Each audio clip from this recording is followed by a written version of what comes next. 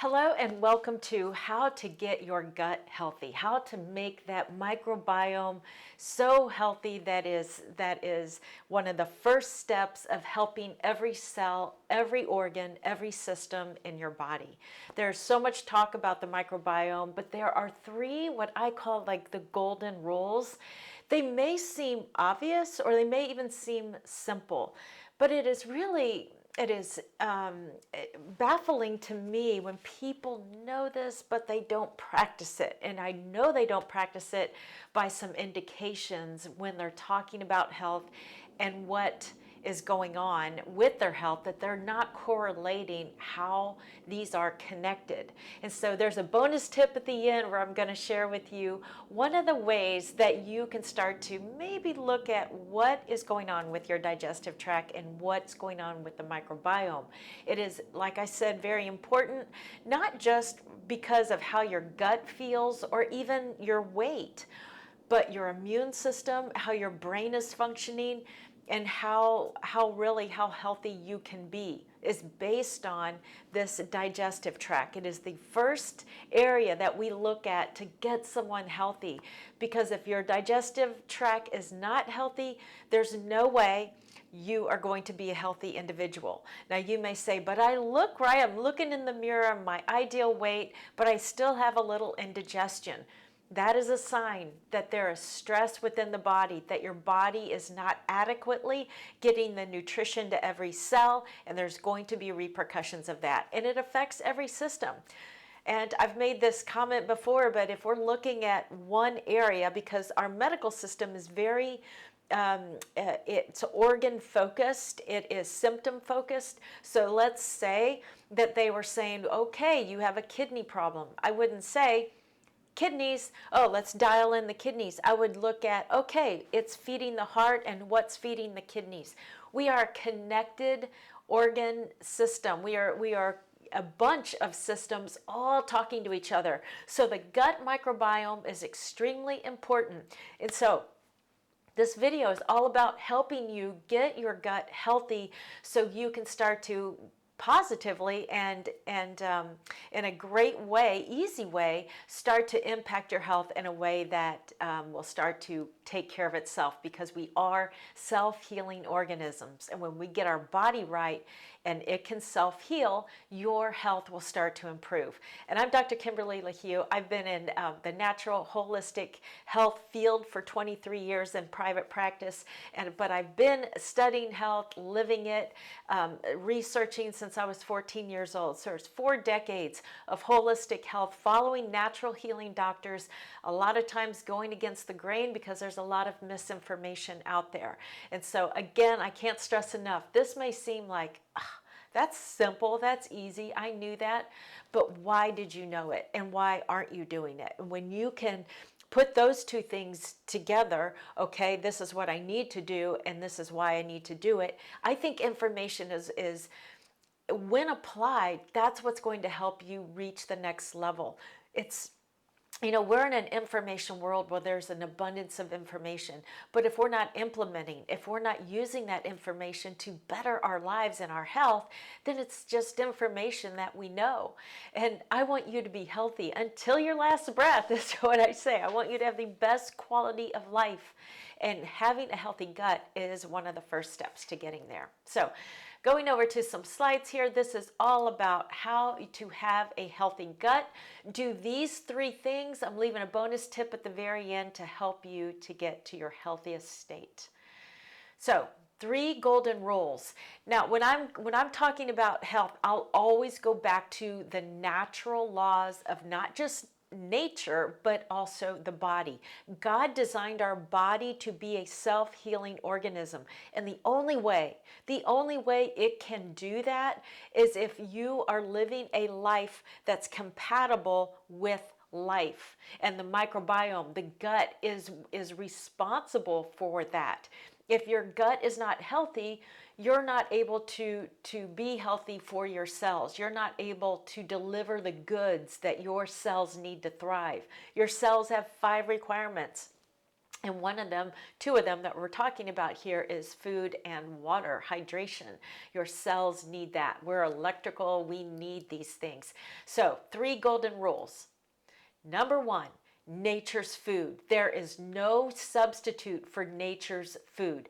Your body recognizes this type of food from nature. It is bioavailable, meaning when it comes down into and it starts digesting, carbohydrates start digesting in the mouth, your body can recognize it and therefore can break down carbohydrates into simple sugars, fats into triglycerides, into fatty acids, and proteins into amino acids. But if your body doesn't recognize it, you are eating processed foods. You're eating these fake foods that are in the freezer telling you this is chicken, but there's like 60 ingredients. No, that your body is like, what is this? And it may have a pretty packaging of trees on there. And this is natural chicken, plant-based. But if you're looking at the ingredients, you're like, what is this? So don't be fooled by the foods that are in the middle of the grocery store. Stay on the perimeters, because those are the foods that your body will recognize. Your body can look at them, break them down, distribute, and your cells will be so happy for it. Your gut will be happy because it's able to actually take those nutrients and to begin to use them and distribute them in the body. Not from the stomach, but it's the first in the process.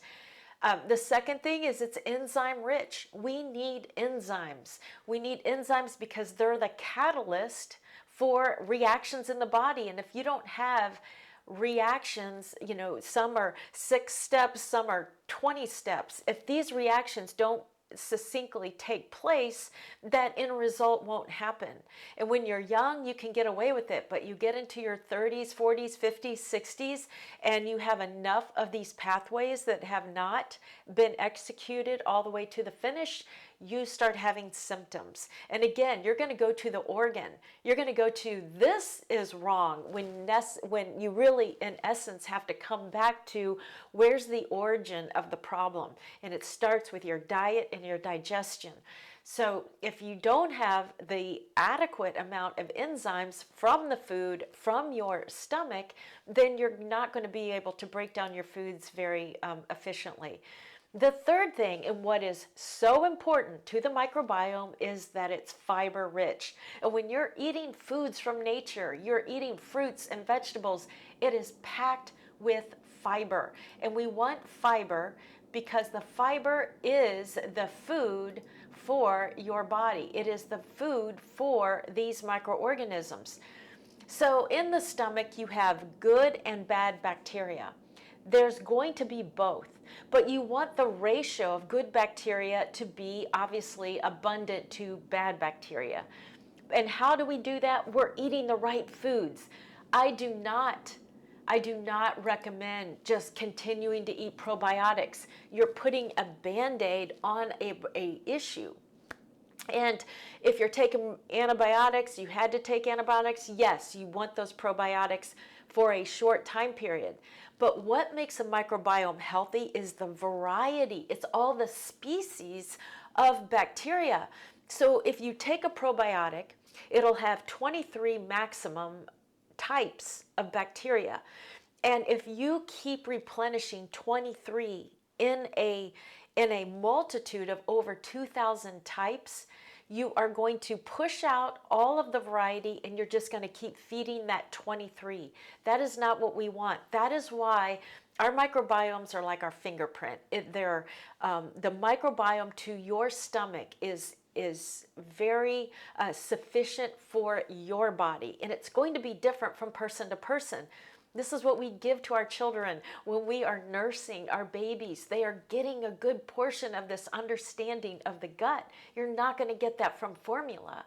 And these are the things they don't recognize when they're manufacturing these formulas for babies, is they're missing out on the most important components of mother's milk. gotten off on a sidetrack there, but it's just truly important that we get a wide variety of species in the microbiome, and it's not by taking probiotics, it is by supplying your microbiome with lots of fruits, lots of vegetables, and a lot of variety.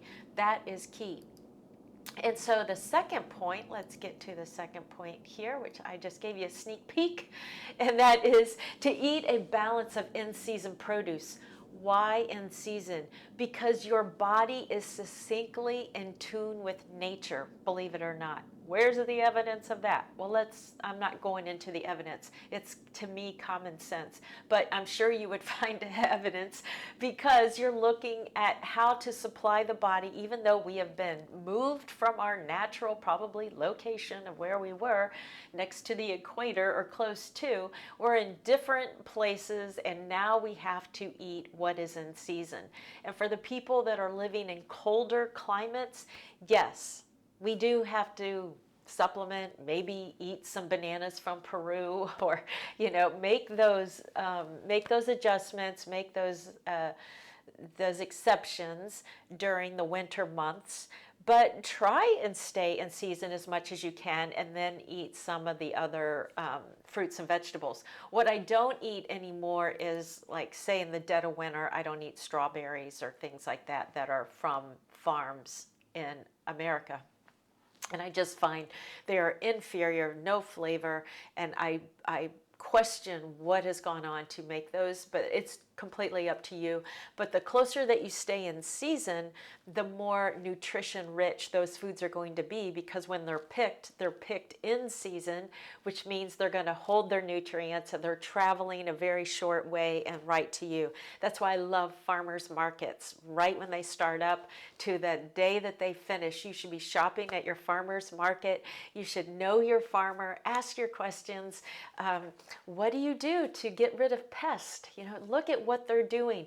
Get to know them, support them, because those are the foods that are truly going to help that microbiome thrive and make all the healthy, good bacteria even stronger. It's going to give you that variety, and that is going to help every cell in your body, not just your gut. Your gut is like the head of it, and then it's all being distributed. And how healthy your cells are based on how healthy the nutrients are coming into the cell.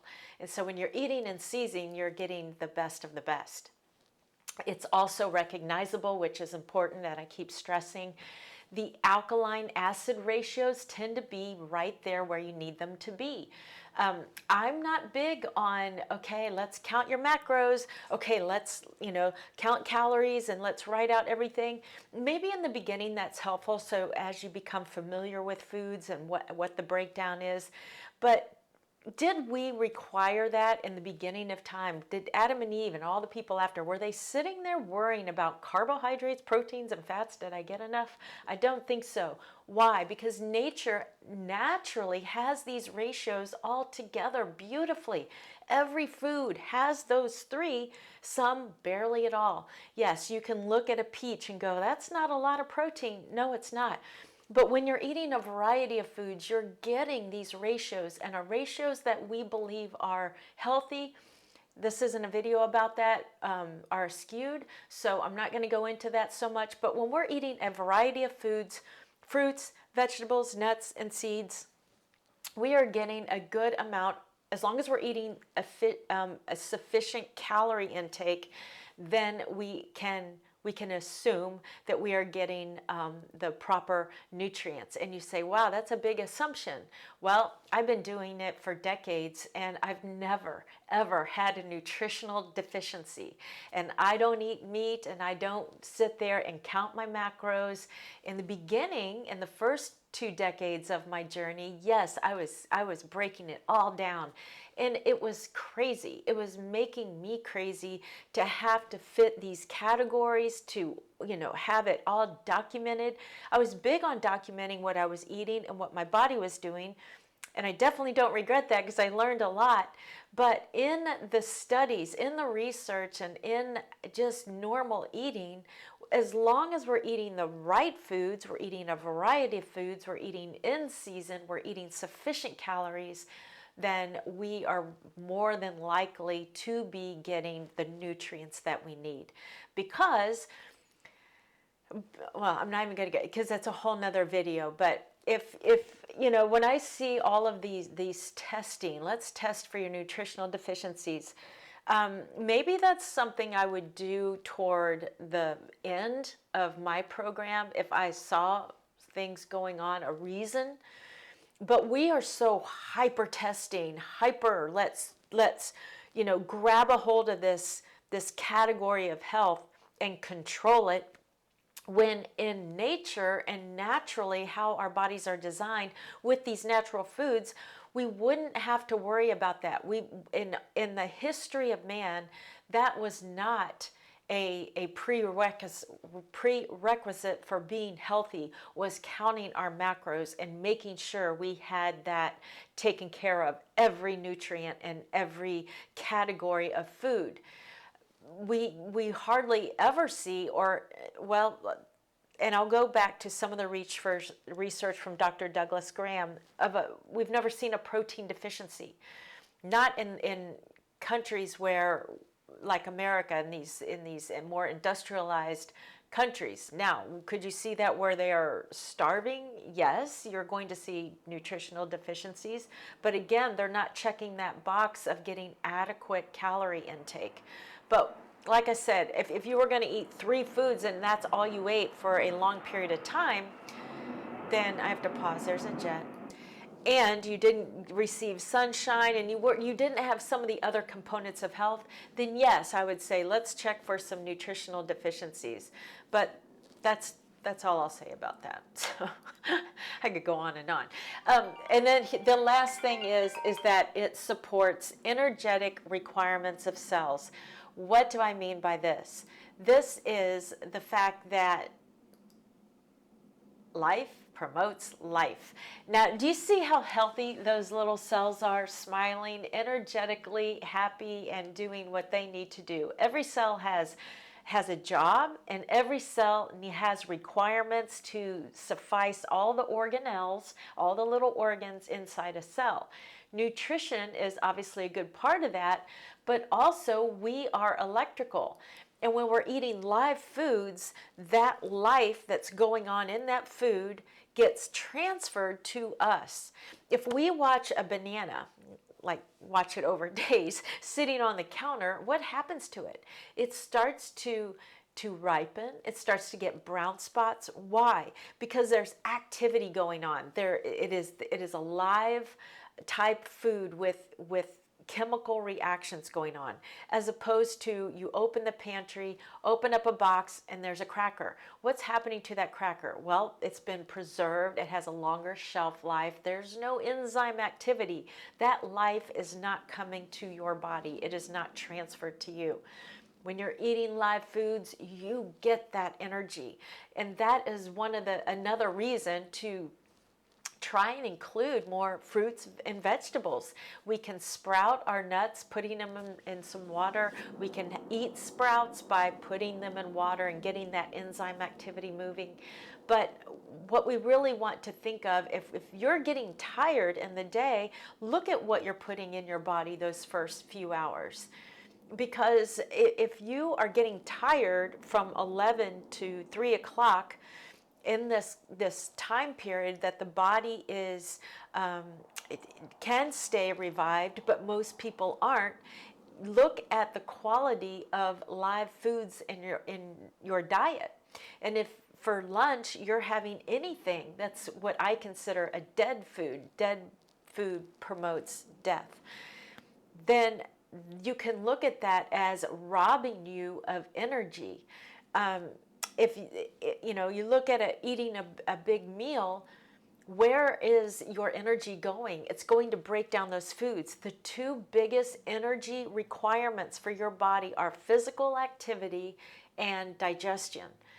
Digestion takes a lot of your energy. So if you got a project and you're working on it and it's 1 o'clock and you are getting tired, change your diet. Change to those live live living foods. It helps the gut, it helps your microbiome, which will help your brain. And when you're helping your brain focus, you can recall information, you can have more clarity in your thinking, you can start to problem solve better.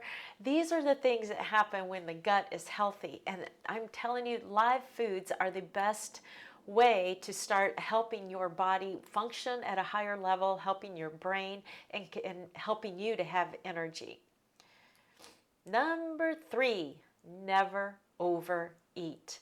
You're like, wait a minute, we're talking about the microbiome. Overeating is one of the most common ways that people start to disrupt the microbiome. When you overeat, you're limiting the enzymatic activity because you're overburdening, you're stressing the cells out that are helping. You're stressing with the activity of hydrochloric acid. You are, in effect, stopping some of the activity, which is causing a slowing down of the food being broken down. So you have your carbohydrates are fermenting, which is not good. You have your proteins putrefying, which is not good. You have inflammation going on from that situation. So it changes the acidic pH. And so what we really want to do is just get good habits of understanding, okay, I'm going to sit down. This is my favorite meal. And so you're going to kind of think of this ahead of time and decide that, okay, I need to be mindful of what I'm eating, and start building up your discipline to put the fork down, ask for a to-go box, or put your fork down. I don't know, maybe in your kitchen, put the food away, maybe put it in a different container, have somebody clean up so you're not nibbling. But we really want to stop ourselves from overeating. It is such a stressful event to our stomach and to the health of every cell. And once you start to do this a few times, you can start to make it a habit.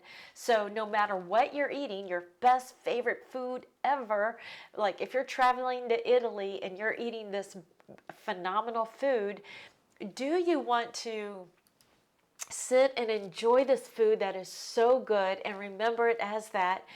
Get up from the table and enjoy conversation and going to bed at night feeling good? Or do you want to just get those last 4, 5, 6 bites in? You'll not eat this for another year. And then what? Your body's stressed out. Your gut microbiome has been compromised. You go to bed. You don't sleep well because your stomach is stressed. It is robbing you of energy, slowing down digestion, and a whole bunch of things happen from there, which is not funny, but it's like, it's such a common habit. Because we, number one, especially over here in America, we like big sizes, and we tend to eat much larger portions than we need and what our body can consume. And I'll even say, even when you're eating healthy things, a big salad, when you're overeating, even the healthier foods, you can't use it. So it becomes stored and it slows down your digestive tract. And again, you're still going to have those after effects of stress to the body. So we really want to get into the habit of not overeating.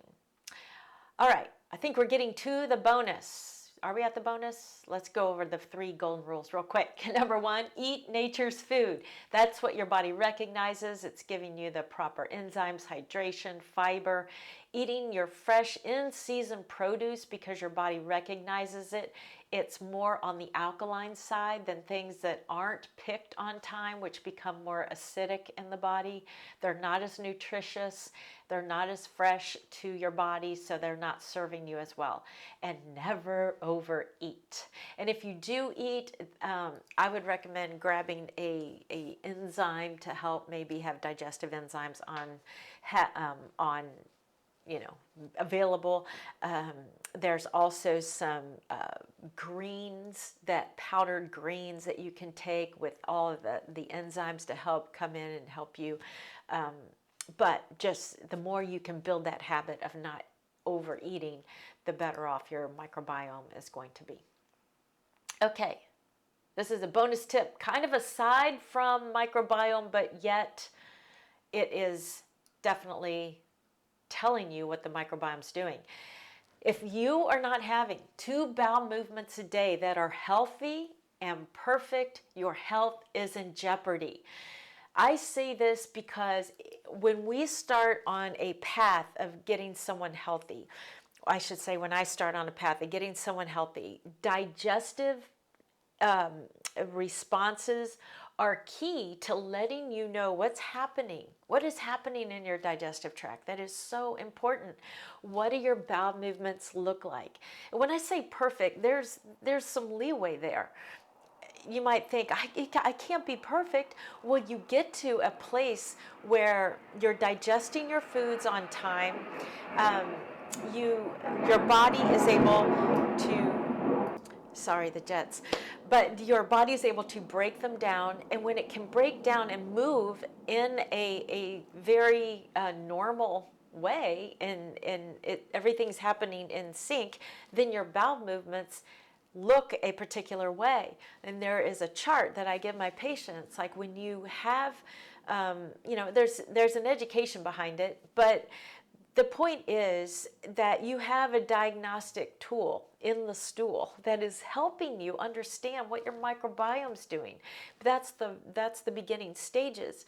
And your bowel movements are so important. Now, to me, they're like a fingernail. Like I can just sit there and talk about bowel movements. Some people are like, I don't want to talk about it. But I start questioning you a little bit, and we start talking about shape and smell and look and texture and all these things.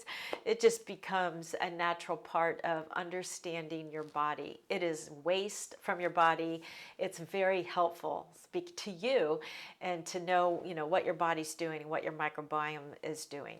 So if you're not having at least one full evacuation, then you know that your digestive tract is having trouble, that inflammation is involved, and all the cells where all this food is distributed is not getting adequate nutrition. And what we can look at is a healthy microbiome. The answer is not taking a bunch of probiotics. The answer is to go back to those 3 golden rules. Start to improve your diet with more fruits and vegetables in season, and eat more of those, and start to watch your bowels improve. Watch almost all of the symptoms that people talk about. I should not say all. Many symptoms that people start to talk about when they change their diet, because it affects every system, things start to improve. Your skin, your sleep, your brain function, your hormone balancing, your immune system. Why? Because it's so important what is going on in the gut. Your microbiome is key. We have lots of microbiomes. We have one in our mouth. We have what's on our hands, all of our skin, the largest elimination organ. And it's really important. So I hope these 3 golden rules help you. I want to also tell you that if you're sitting there questioning, okay, I want to get healthy, and you're serious about really wanting to change your life to be healthy, then I invite you to book a call. Get a proven path that within 4 months you can be well on your way to excellent health. It's not just learn this, but you're actually living it out. And so by the time you're getting to, day 30, day 45, you are feeling so much better, and you're starting to see these wonderful benefits of learning how to eat, cleaning up the body, strengthening the cells, living a lifestyle, a rejuvenation lifestyle that is really supporting the self-healing body. So your body is self-healing naturally, and you're not having to take a bunch of things. You're not worrying about the future of your health, but you start to understand your body at, like I teach at a 3rd grade level. That's all you need, a 3rd grade level of understanding your body, what to do so it can be the self-healing organism that it is, and you can live a victorious life energized, quality of life up into your 70s, 80s, 90s, 100. That's what is normal. We've been programmed to think that we age, and at 60 and 70, we should be hunched over, gray, and tired, and have all of these conditions. That is not true. You should be healthy up until you're 100. Look at the blue zone people. I mean, that's just one instance. If you look, dial in different cultures that live to 100, enjoying life, you will see it is possible. You can live over 100. Ride your bike, think, see with your eyes, chew with your teeth. These are things that are possible, and I want you to start to understand that the body is designed to rejuvenate. Of course, it's going to age, it's going to get older, but it's the quality of life and how fast you age. Eating healthy really slows down premature aging, and it helps every cell in your body. So I hope you enjoy these 3 golden rules. If you have questions, you can leave it below. If you decide that you want to be healthy and you're like, yes, I want to know more, I invite you to book a call, and I look forward to meeting you someday, very soon. And otherwise, I will see you on the very next video.